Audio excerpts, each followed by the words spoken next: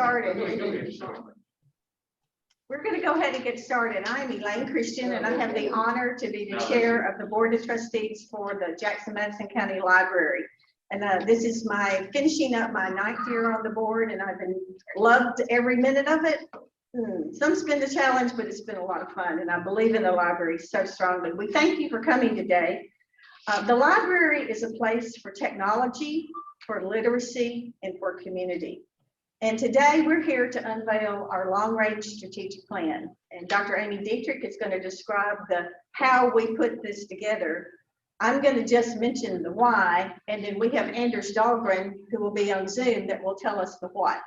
So we appreciate so much you being here. It's a nice mix of folks that are here, from our elected officials, our city mayor, county mayor here. We have county commissioners here. And we're so happy to have our patrons. We have members of the foundation, members of the board of trustees, members of the Friends, and members that participated in this community input session. So it's a wide range of people that are not only in the room, but also on Zoom. And for those of you on Zoom, we appreciate you being with us as well. You heard me say, and you know, we feel our library is important. We really do. It's the house of 100%. It's the house of community treasures, and it's the house of dreams. Over the last several years, since 2016, we have worked on a number of issues along with Donna. We call her Mighty Donna and her staff, to strengthen our library. We have focused on the best governance possible from a board of directors and staff standpoint with the resources that we've been allocated. We've sought to enhance programming. We've sought to stabilize our infrastructure, not only within the facility, but also on the campus. We have a campus now. The revitalization of Rotary Park was important. The acquisition of additional parking was important. And all the while, operating this library, servicing our patrons, and also doing it in the time of this pandemic, which posed challenges that you all have dealt with. And we worked hand in hand with the city and the county and established a level of trust, I believe, a level of accountability, and we really are so grateful for that relationship. But we began this process, and I just have to say this, when we started evaluating the needs of the library, we adhere to the state standards. And so we started trying to tick off those state standards. We wanted to be the best library we could be. So we started addressing the standards, and we got to one that we've stumbled on, and it's important to us. The size of our facility does not meet the minimum standard for what the state requires for our size population. The other aspect that we evaluated was, this was pre-COVID times, but that's our goal, is to be back and operating in a regular cycle in the very near future. We don't have adequate meeting room to address the needs of the programming for the community and for the library. So we were running up against, and Donna, you might mention that, because there were so many programs, we finally had to say, hey, we've got to have time for programs for the library. So we started working on looking at our space needs. And I hope everyone did pick up, I think you may have it on your chair. These are the goals. Dr. Amy Dietrich's going to talk about that in just a moment. But I did want to mention that it is our vision to establish this library as a library of the 21st century. And when we think about a library of the 21st century, we're in the 21st century, but we only not want to meet just our minimum needs or our current needs. We want to look to the future and provide for a library that meets and exceeds the needs of our community, and one that we can be proud of. Our vision is a 21st century library is a place to congregate, a place to interact, a place to collaborate, a place to learn and imagine. And we feel any improvements that we have made already or hope to make in the future will create more civic pride, more excitement about our library and our services, will be a catalyst for downtown revitalization, will enhance the quality of life, and improve economic development for our community. Now, our board, and I have board members here and on the Zoom, so we thank you each for your work. We worked on this for a significant time. we knew we needed to have an analysis done, and Amy's going to talk about how that was done, but we didn't want to go to the city or the county and ask them to fund it. So Linda Clymer is here and some other members of the foundation. So we were able to conduct the study using private funding. We felt like it was important for us to know as a board what an assessment for our space needs and our service goals were. And so we appreciate the foundation for generously helping us with raising those funds. So at this time, I'd like to call on Mayor Scott Conger to come and just make a few remarks, and we'll hear from Mayor Harris after that. Thank you, Scott. Thank you, Elaine. And I just wanted, for the record of the meeting, Elaine, know that I'm here in person. Trey is on Zoom. So, as far as back as I can remember, the library's been a part of this community, been a part of my life from being brought here on Saturdays with my granddad to getting books to as I got into my professional career, downloading the Overdrive app and listening to books and reading them online. And so it's a vital anchor to downtown, a vital anchor to the city of Jackson. And we're just so proud of the library board, the foundation, of the investment they're putting in to make sure that the library is part of Jackson's future as well as Jackson's past. So happy to be here and thankful to Donna and her staff, the board and the foundation board, all the work that they do for our library. Jimmy?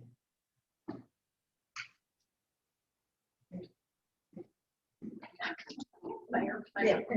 Good afternoon. I think I want to give accolades to Dinah and this board for helping continue to bring this library into the 21st century. I don't think they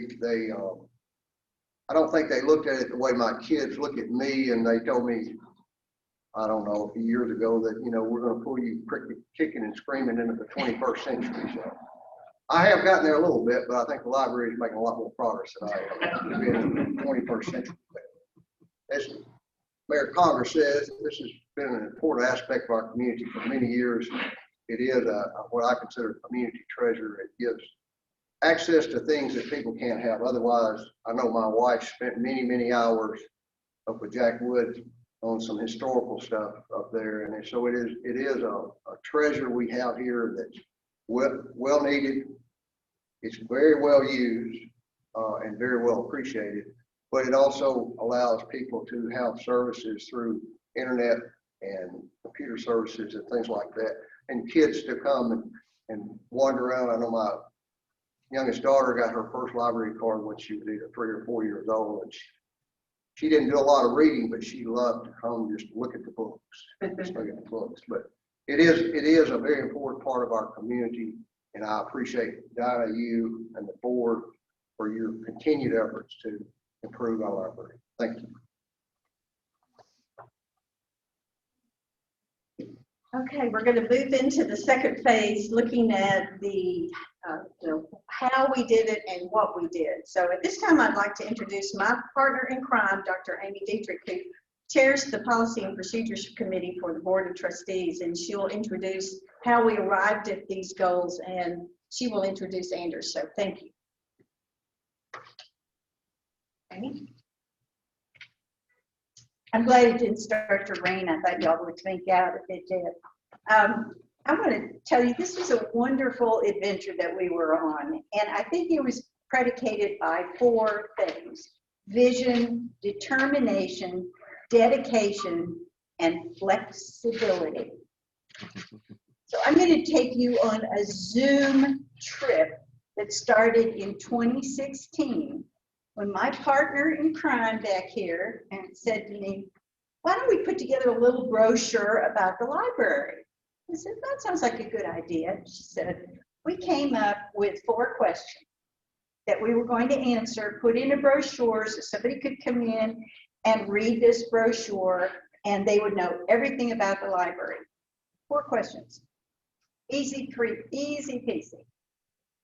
But it didn't work out that way. I want to say something about long-range planning, because you know I'm going to say those words and you're going to go, oh my gosh, I've done that. And we have those dusty old reports somewhere that we can't find. And that's what often happens with long-range plans. They're done, they're put away somewhere, and nobody looks at them again. And that's not what happened with ours, and that's why it was a success. It was because we persisted with it. So in 2016, we wrote 4 questions. Then somebody said, you know, you should bring in somebody to just kind of consult, look at the library, different set of eyes. So we brought in Mary Carpenter, who's an expert, and she did a wonderful job, and she made some recommendations. And she said, you know, I know David Warren, and he does a really good job of looking at libraries. And at that point, you have to remember that people coming in and evaluating are not coming in to criticize. They're coming in to look at things with their expertise, with a different set of eyes. So David Warren came in and he made some recommendations. Greg Jordan back there, who was my other committee member, and I sat down with our, remember, 4 questions, and we took his recommendations and we started adding things to it.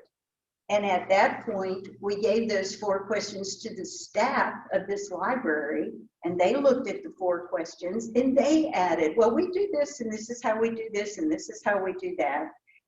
And somebody said, it's time for a long-range planning session. I said, well, I do that. So we got the board together, and I will never forget the look on Elaine's face when I said, now you are here to think outside the box and make a big mess. I don't want to hear you can't do that. I don't want to hear it's impossible, and I don't want anybody to mention money. We're going to dream. We're going to dream. And that board got up and moved around and wrote things all over, not on the walls, paper on the walls, bonded in a way that we all liked each other, but we didn't really know each other. From that, we again made some changes, and we decided we needed a consultant. And at that point, somebody recommended that we hire a consultant. So we had some names, and Elaine and I called people, and we called Anders Dahlgren. And it was a conference call. And we got off the phone and we looked at each other and we said, that's our guy. His credentials were wonderful. He is a librarian, so he knows what it's like. But the thing that impressed me is that he listened to us. And sometimes if you ever done interviews in person or on any other way, people come and tell you how wonderful they are for 15 minutes and they hang up the phone. He asked us questions and he listened to what we had to say. We chose him, our committee chose him. We went to the foundation and said, you know, would you guys like to spend some money on a good cause? And they said, yeah, what is it? Said, we have this wonderful consultant. Could you sponsor him? And they said, yes. So I went, I have about 5 things in my life professionally that just made me so proud. And this is one of them. It was so fun because I went to the board of trustees and I said, I want to recommend Anders Dahlgren to do our evaluation. And Glenn Box, who is our treasurer, said, how much is it going to, and I said, wait a minute. And I said, I'd like you to hear about him. I said, I just want you to know that the Library Foundation is going to pay for it. That made me so happy to be able to say those words. It just made me smile to be able to say that.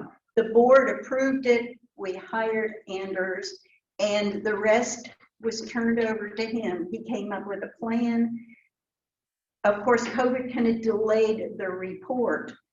But my friends, the result of those 4 questions, right, became this document. And it was through the work and the dedication and the listening and the learning to communicate with one another that made this all happen. And I am so proud to be a part of this. And I am really proud to recommend and introduce the man from Illinois, and that's where I was born, Anders Dahlgren. Thank you.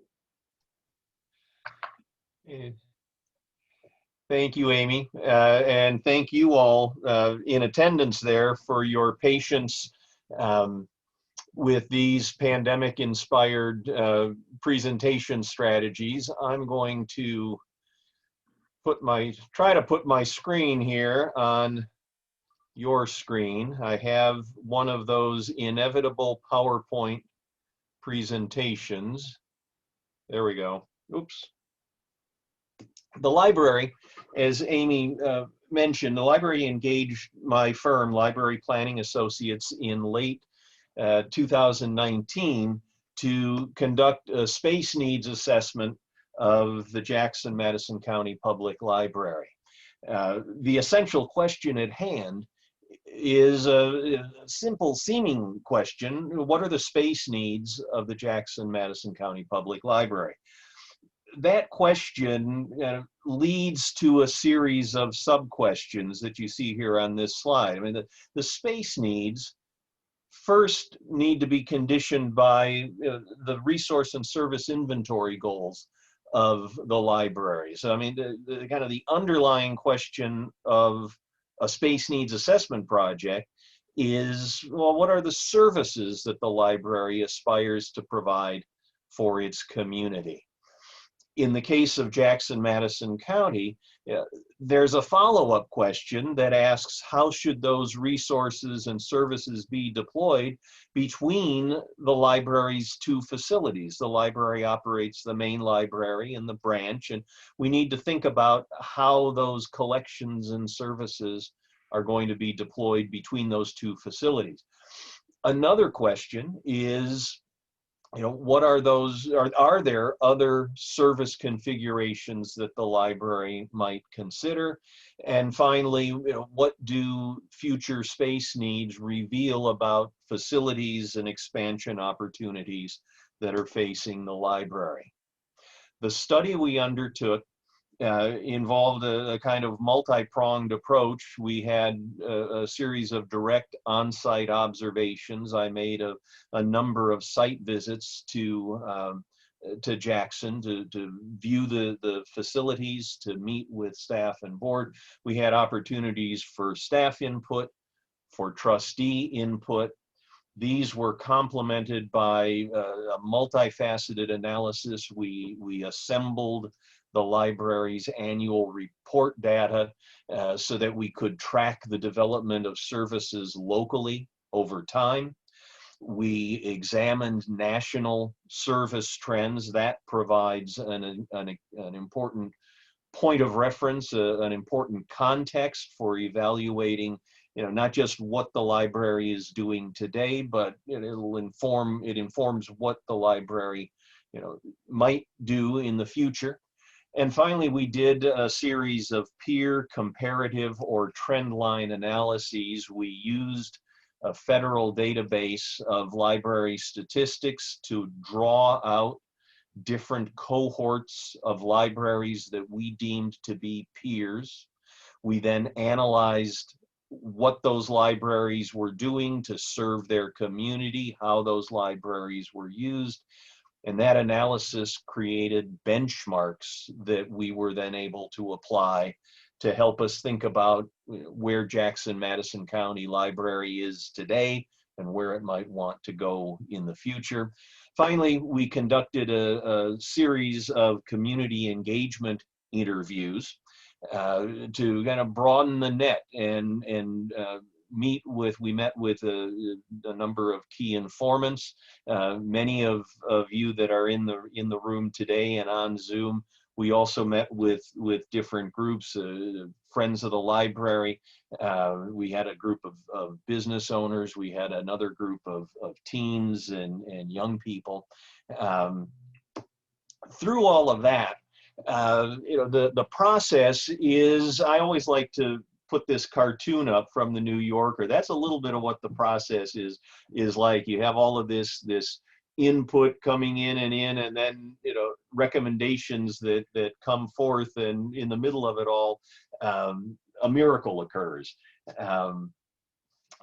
At the heart of our effort, we wanted to define system-wide resource and service goals to deploy those resources and services between the two locations. We worked from a planning model that defines 8 types of library space. And the idea is that as you identify a service goal with regard to, say, collections, that service goal is going to determine what kind of space needs the library have, or it will contribute to an understanding of the library's overall space needs. We made resource and service inventory recommendations regarding collections, technology, reader seating, staff workstations. You see the list there on the slide. I want to mention special use space, which refers to a kind of space that most libraries seek to provide, but that doesn't appear or isn't accommodated by collection space, technology space, reader seating space. Examples of special use space might be things like a copy center, might be things like, many libraries today like to provide a small refreshment area. I always refer to that as the Barnes and Nobling of the American Public Library, but space for things like that. Small group study rooms is another example. Space for things like that would be accommodated with special use space. Non-assignable space, I always describe as all those spaces you need to have a functioning building, but where the fire marshal won't let you put books. Non-assignable space are the restrooms, it's elevator shafts, stairwells, it's mechanical spaces and the like. Finally, dedicated allowances refer to a special kind of space that we might want to highlight and call out separately, in part to make sure we're accommodating it adequately. As you'll see in a moment, in the case of Jackson-Madison County, one of the dedicated allowances that we made was a special allowance for the local history collection. That collection, as we've mentioned earlier in this presentation, that collection truly is a gem, and we wanted to make sure we had paid special attention to that in this early stage of planning. Again, the gist is we identify a resource and service inventory goal, and that contributes to figuring out what the library space needs are. To oversimplify, you need more space to house 100,000 volumes in a collection than you need to house 75,000 volumes in a collection. This slide basically summarizes, distills the entire study into a single image. What you see here is a summary of the service profile that we defined for the library. We determined, for example, that the library should anticipate developing a collection of some 162,000 items. Furthermore, that 162,000 items be divided between the main library and the branch. As you see on this slide, 129,000 plus items at the main, 32,000 items at the branch. A certain inventory of technology stations, reader seating inventory, and so on. You see an inventory of different kinds of meeting spaces. Elaine mentioned a moment ago that the library is under-resourced in terms of meeting spaces. So we've developed this inventory of meeting areas so that the library would be able to better meet those needs in the future. Given the resource and service inventory that we developed for the library, it translates into the space needs that you see on the far right side of this particular slide. To house 129,000 items at the main library, we're going to need around 11,600 square feet of floor space. To house 70 technology stations at the main library, we're going to need 2,800 square feet of floor space. And you just read through that column, you get to the bottom line. The projected space needs at the main library, given the service profile that we've developed there, a little over 65,000 square feet. At the branch, we need around 12,250 square feet. As As a point of comparison, the existing main library is 30,300 square feet, we need about twice the space that you presently have today. The branch presently offers about 4,800 square feet, so we're looking at about 2.5 times the space that we need in the branch. We did explore some variations on a theme.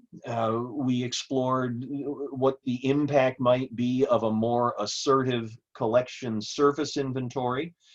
Some of the board members, as we came to these final recommendations, they felt that some of the service goals that we had aspired to, the collection inventory, for instance, they thought might be, that the community might be better served by a more assertive resource and service inventory, basically a bigger collection. And we looked at what that larger collection might entail and what the space needs implications of that larger collection might be. I'm not going to go into the details about that in this presentation, but you have that to review as a point of information as you all continue your planning there in Jackson. We looked at the impact of a less assertive meeting room inventory. We looked at the impact of consolidating the library's 2 facilities into a single facility. We looked at the impact of possibly adding a second branch. Those last 2 items had to do with addressing the sub-question I mentioned earlier about alternate service configurations within the library and the community. With this estimate in hand of needing 65,000 plus square feet at the main, 12,000 square feet plus at the branch, we can now start to explore expansion options in a more informed way. One of the first things that needs to be done, though, is for the board and the staff to affirm and either adjust, redeploy, confirm that resource and service inventory, and the corresponding space needs. Assuming that happens, we can look at building scale and configuration at 65,000 square feet. We're very likely looking at a 2-story, possibly a 3-level building, probably a 2-level building. The branch at 12,500 square feet is very much going to prefer a single-level configuration. A smaller building like we're proposing for the branch is going to operate more efficiently, more effectively on a single level. We can look now in broad strokes at the ability to expand at the present site. Can the present site accommodate the footprint of the building that we will need, the adjacent parking, the green space, maybe allow for future expansion? An examination of the current site capacity might tell us whether we need to expand at the current site. We might want to look at the utility of using the existing structure as a foundation for expansion. I mean, the original building has already been expanded, and it might be problematic to further cobble on a further addition to that existing building. Similar questions can be asked regarding the branch. Can we expand the branch at the present site? Is there an opportunity to lease the additional space that we might need? In each instance, there are questions having to do with building new, possibly converting an existing structure, adding on. Another issue that you'd be able to contemplate moving forward is the sensibility, the feasibility of possibly phasing construction. One doesn't necessarily need to build the full expansion all at once. There are cost advantages to doing that, but one can phase construction. As you look at site capacity, though, it's really critical that you think in terms of the long-term space needs of the library. Moving forward, you will get to a point where you will need to develop the library's space needs in a more granular way, in a more detailed way. There's an accompanying report that, frankly, I hope to be able to help the library develop at some point in the future, a report called a building program. A building program becomes effectively the library's instructions to the architect. Just as a computer program is a set of instructions that tells a computer what to do, a building program is a set of instructions that tells the architect what the design needs to accommodate. There are 4 key questions that a program needs to answer. The first of those is, how big does the library need to be? Now, we've answered that in a preliminary way through the initial needs assessment study, but by developing program, we will be able to reconfirm the scale and scope of the project. Second question is, what are the component parts of this building? The departments, the rooms, the areas, the spaces. Third question is, how big do those functional areas need to be? And the fourth question is, what needs to be next to what? What are the adjacencies that will make the building easy for people to use and efficient for the staff to run? Those 4 key questions are the questions that an architect really needs in order to start developing a plan. And those are the questions that a building program seeks to answer. Every building needs to get programmed, and architects, frankly, are trained to develop building programs. But I would submit to you that there's a subtle difference between a program that's developed by an architect and a program that's developed from a librarian's point of view. There's an architect that I worked with years ago in Michigan who highlighted that distinction this way. He said that a program written by an architect is a statement of the solution, while a program written by a librarian is a statement of the problem to be solved. It's the difference between a statement of what we're going to do and a statement of what we want to do, a statement of what we aspire to do. And I would argue that the latter is a more effective planning tool. Moving forward, you will soon get to a point where you will want to engage an architect. I mean, you may want to engage an architect to help you think about expansion options at the existing sites, to assess the utility, the viability of expanding on the existing structures.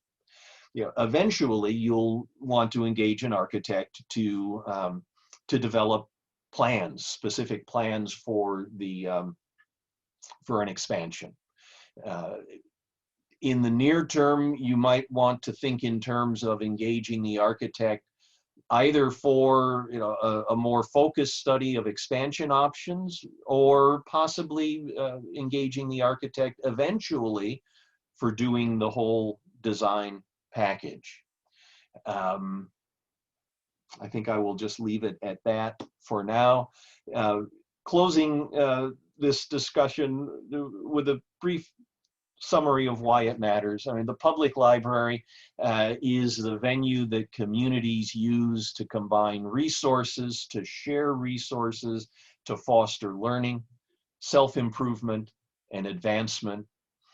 The public library levels the field between information haves and information have-nots, promotes economic independence for individuals, economic stimulus for communities. Libraries increasingly today become incubators for entrepreneurs and small business, the small business community. The library meets this challenge by offering an increasingly diverse array of materials, tools, and technologies. And this is the library's palette, if you will, continues to expand. We started with the written word, with books, print materials. Non-print came into the library environment in the 60s and 70s, and in the late 21st century, we started to acquire digital resources. And today we now have technologies at hand. We make it available through the library that allow people to not just consume content, but create content. You're able to master new skills through the library, recreate yourself. The traditional setting for static storage today, in today's library, becomes an environment for engagement and exchange. And I will leave you with this quote from a past president of the American Library Association, Sari Feldman, when she was president in 2015-2016, welcomed attendees to the Public Library Association conference held during her term in Denver. And one of the things she said in her welcoming address was this: the public library today is less about what we have for you and more about what we can do for you and with you. And with that, I'm going to stop sharing my screen and we can continue with the meeting. Elaine. He was wonderful to work with. I think you've heard today that we may have more questions now than we had before we got started, but at least we have an idea of a way to figure out what our needs are. At this point in time, Donna Harris, our director, is going to come up and share a few remarks, and then we'll come back for a few questions. Donna. Well, I have to tell you, it was such a pleasure working with Anders Dahlgren, because he, it's like the heart of one librarian to another. And we didn't whisper all the time either, Dave. We actually talked loud. Every time I get around Dave, he's like, hello. You're the only one whispering. But, we have a passion for library service, and y'all that know me know that I do. And you may not know where that comes from. And it comes from being someone that has read books that have changed my life, literally changed the way I acted and the way I thought. I've used the internet to obtain information that's changed my life. I do that every day. Some days it's just directions to somewhere, but it's also been like hunting for a school that offered a library science program, and then cross-referencing that with the American Library Association to make sure it was a program that they condoned as well. So there's a lot of research that goes on. I used it while I was earning my degree. And then there's been meetings, community meetings in the library, like the Friends have once a month, that I've been able to listen to people talk about their life experiences. And it changed me, because I could see people that didn't look, act, or think like I do and leave with understanding and compassion and tolerance that I might not have had before that.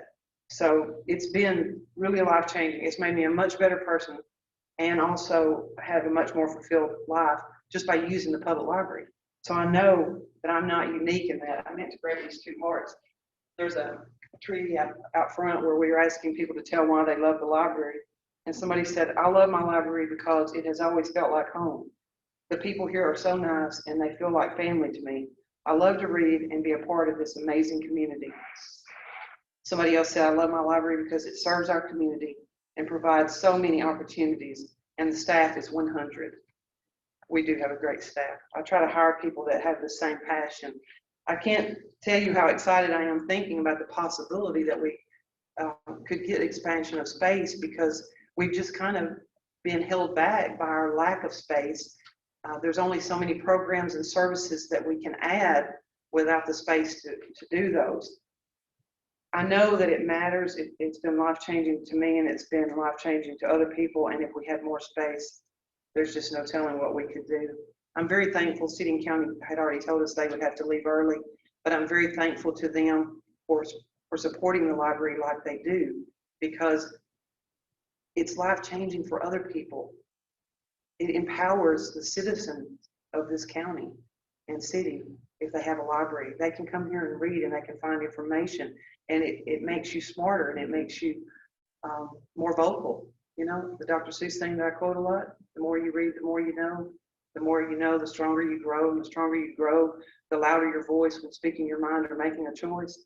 And your government sources support the library. They are empowering people, and that's to be applauded because you do not get that everywhere you go. I wanted to say, I thank the foundation greatly for sponsoring this. I don't think we could make it without y'all. Thank you so much. And the board, I want you elected officials to know that this board, if they come before you and ask for something, they have done their due diligence. Believe me, they have every time. Elaine referred to the need for meeting rooms, and I'm just going to briefly tell you what we would do if we had more space. We definitely would have more meeting rooms because we only have this one and one small one there, the boardroom that holds 15 to 20 people comfortably. And we have a really small room that used to be the book sale room, and we call it the community classroom. It'll hold maybe 10 to 12 comfortably. That's all we have. And so pre-pandemic and post-pandemic, we know it's going to be even more so because people are going to be so ready to get together. They're going to be booking our rooms and coming and going. And then we have to try to work our programming into those rooms. You know, we're like, okay, we're going to start booking our programs 3 months in advance, just so we can be sure that we have the room when we need it. But every time we book it, we're also knocking out, you know, someone in the community out being able to use it. So it's very, very important that we could have more meeting room space. We have got people that are asking for study rooms. Most of the newer libraries you go to have these little cubicles, enclosed cubicles where people can study in peace or be on the phone and a computer at the same time without interrupting somebody else. So we need some study rooms and smaller meeting rooms like that, a quiet area where nobody can even go into it unless they're going to turn their phone off. Absolutely no tolerance for phones or anything. You know, we need a space like that because all of our space is out in the open, and people really get upset when you can't always keep it quiet. We need Dave here, policeman, so he keep everybody quiet. We need more seatings as well, though. As y'all know, if y'all been in here, we have, I think I counted 45, 50 seats in this building. And pre-pandemic, and I'm sure post-pandemic, those 45 or 50 people will be filled. Those seats will be filled with people. We are the library of 100%, and those seats will be filled. Sometimes by people not actually reading a book, or they're just needing to be a part of the community. They need to have somewhere to sit and to see a smiling face, somebody that treats them with respect and dignity, and that's what we try to do here. We value all human life, but we need more seats. We need more seats then for the people that want to come in here and actually sit down and read a book or do something, you know, spread out some papers. We had a lady book this room over here today because we're not allowing people to sit in the library, and she booked this room so she could spread out her papers and do some work. So we really need the space for that, and more space for more books. We're under par on that as well, and more technology. And that's pretty much it. We just need all that to do what we can do for the folks of Jackson-Madison County, which I am so glad to be a part of this library. Thank y'all for allowing me to do that. And I love my board. They've been so supportive, and they believe in what we're doing, and you don't find that everywhere either. So thank y'all very much. I appreciate it. Thank you, Donna. And you and your staff just do a fabulous job. We really appreciate the role that you have. And how many years have you been here now? 8. What I thought. Thank you. You know, I think what we presented here today, we really know our community deserves a really wonderful library. I go and visit other communities, and I frequently go to the library, and I walk away understanding what that community thinks about itself when I visit that library. Libraries are important. It does, I think, as Anders says, levels the field. So what we've done as a board is taken this one big step just to simply find out not what our meeting needs or what our space needs are today. We know we need more space. We are underutilized. We don't have enough space as it is. But we looked at what is it that we need, identify what do we need it for, and then look toward the future. And we've got to start that planning now. And this was something that Amy talked about. We've been working on various improvements with the facility and the programming for a number of years. And this is a big leap of faith for us, but we believe that our community deserves a vibrant and a library that will take us into the 21st century. We appreciate those of you who participated in the community inputs. We appreciate you that are patrons. We appreciate you that support us in so many ways. I think we've ran over our time, but we could entertain a question or two if someone has a question for either me, Amy, Anders, Donna.